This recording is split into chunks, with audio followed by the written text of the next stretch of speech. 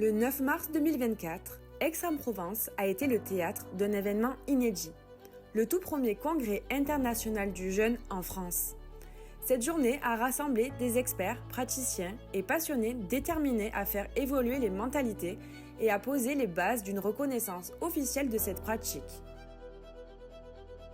Si nos voisins européens comme l'Allemagne intègrent le jeûne dans leur système de santé, en France, il reste souvent méconnu, voire critiqué.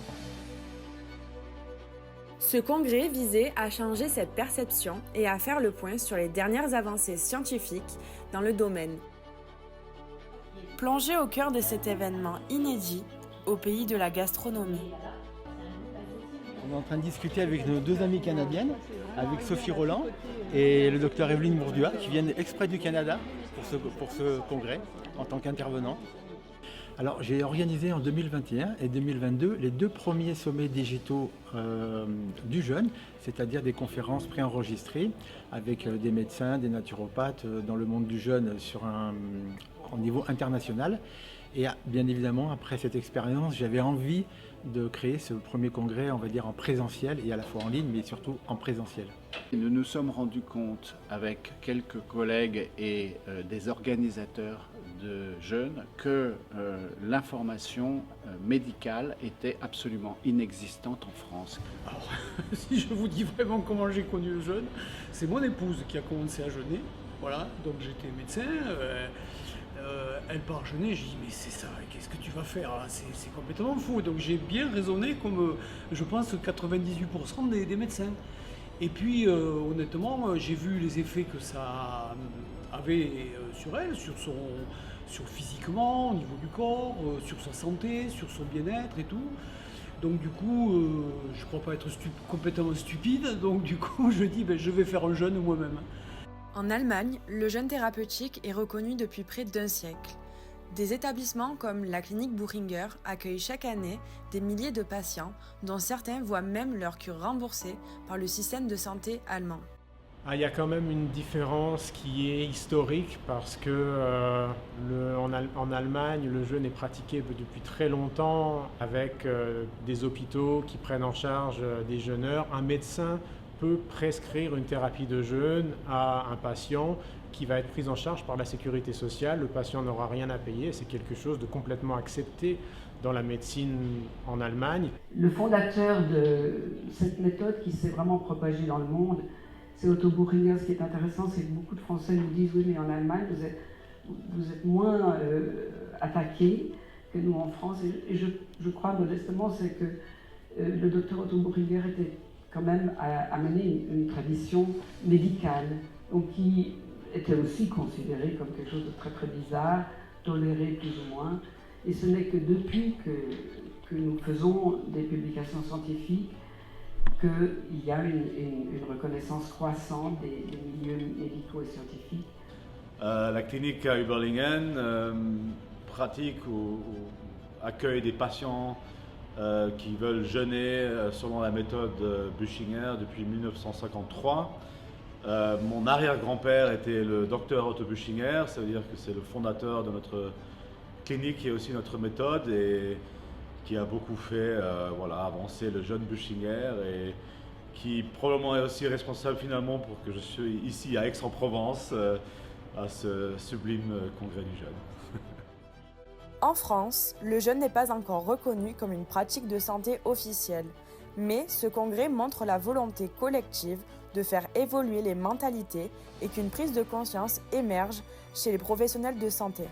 Et aussi de mobiliser un peu la sphère médicale française pour que justement les médecins français s'emparent du sujet et se disent nous aussi on peut peut-être faire des études, on peut peut-être explorer et pour que ça puisse progresser parce qu'en France on a quand même un grand retard et c'est dommage parce qu'on a les mêmes patients en fait, il ne suffit pas de passer la frontière pour avoir d'autres maladies donc ici il y a vraiment un gros manque de les connaissances sont là, mais de se les approprier et de les utiliser.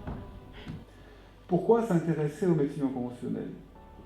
D'abord parce qu'il ne faut pas que nous fassions, nous, les médecins, les autruches. Vous verrez, 70% des gens consomment des médecines non conventionnelles et on ne peut pas faire comme si ça n'existait pas, même dans les facultés de médecine. On espère beaucoup en participant à l'organisation de ce congrès avec Jean-Pascal David et la Fédération francophone de jeûne et randonnée, que les lignes vont bouger. C'est-à-dire qu'en regardant les conférenciers, en écoutant à quel point leurs recherches sont sérieuses depuis des années, avec une rigueur scientifique qui force le respect, on espère que ça va ouvrir des horizons et qu'enfin on va pouvoir avoir un regard un peu plus bienveillant sur cette pratique, que le corps médical va s'intéresser enfin de façon rigoureuse à la pratique de ce repos alimentaire, de ce repos digestif. Introduit en France dans les années 1990 par des pionniers convaincus des bienfaits de cette méthode, le jeûne a commencé à gagner en popularité. Depuis, cette pratique a parcouru un long chemin. Des accompagnateurs de jeunes formés et diplômés accompagnent chaque année des milliers de Français à vivre cette expérience. Mon métier, c'est le plus beau métier du monde. Enfin, c'est un très beau métier. C'est accompagnatrice de jeûne et randonnée, métier que je pratique depuis 20 ans, plus de 20 ans maintenant. Alors j'accompagne des personnes qui souhaitent faire une détox à travers un jeûne ou une cure végétale pour faire une pause, donner de l'espace à ses intestins, à sa vie, à sa tête et vraiment tout mettre au repos pour se régénérer. Parce que l'enjeu, il est vraiment là. Alors avant, je travaillais dans le tourisme, dans le marketing et le commercial. Et j'ai décidé d'en faire mon métier parce que, à la suite de ma première expérience, j'ai vraiment eu la sensation de détenir, je dirais, le saint graal de la santé naturelle. Aujourd'hui, grâce à des structures comme la Fédération francophone de jeûne et randonnée et l'Académie médicale du jeûne, cette pratique vise à être reconnue, encadrée et sécurisée. On a travaillé sur les besoins et puis sur la notion de sécurité aussi pour les accompagnateurs, en tout cas pour que le jeûne soit sécure dans la fédération. Les médecins peuvent apporter un plus et puis peuvent permettre de différencier les personnes qui vont aller vers un jeûne médicalisé et les personnes qui vont aller vers un jeûne non médicalisé, puisqu'il n'est pas du tout utile d'être... quand on est en bonne santé, on n'a pas besoin d'un médecin pour jeûner. Mais par contre, dans certains cas, il est préférable de faire appel à un médecin pour avoir les indications, pour aider, voire déconseiller le jeûne. Et enfin qu'on va pouvoir travailler ensemble avec des organismes comme la Miviludes ou peut-être même notre gouvernement pour que cette pratique soit tout à fait sécurisée et qu'on soit vraiment à l'abri des dérives sectaires et commerciales. En ce sens, nous avons des objectifs communs entre les organisateurs de ce congrès et la puissance publique. Les conférences ont offert aux médecins et chercheurs mondiaux une tribune pour présenter les dernières avancées et découvertes autour du jeûne. On voit que la glycémie à jeun augmente subtilement un petit peu chaque année ou chaque 2 ans qu'ils ont fait leurs mesures.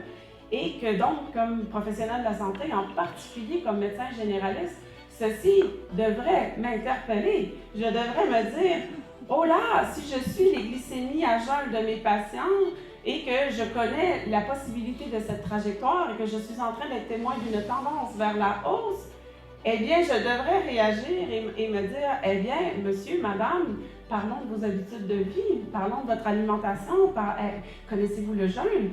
Parce que cette étude-là, par exemple, les données de cette étude-là nous montrent que le diagnostic du diabète de type 2, ça ne survient pas du jour... le diagnostic, oui, mais personne ne devient diabétique de type 2 du jour au lendemain. Alors, d'abord, merci beaucoup à vraiment tout le monde d'être là, à tous les chercheurs, toutes les personnes qui prennent part à cette recherche qui est fondamentale. Le jeûne en lui-même est une formidable avancée qui sera certainement prouvé dans les années à venir par plus de recherches. Mais le jeûne seul est à prendre en compte avec une certaine voie auquel il faut ajouter, comme tu l'as très bien dit, la nutrition ciblée qui ne peut être que considérée avant et après une période de jeûne.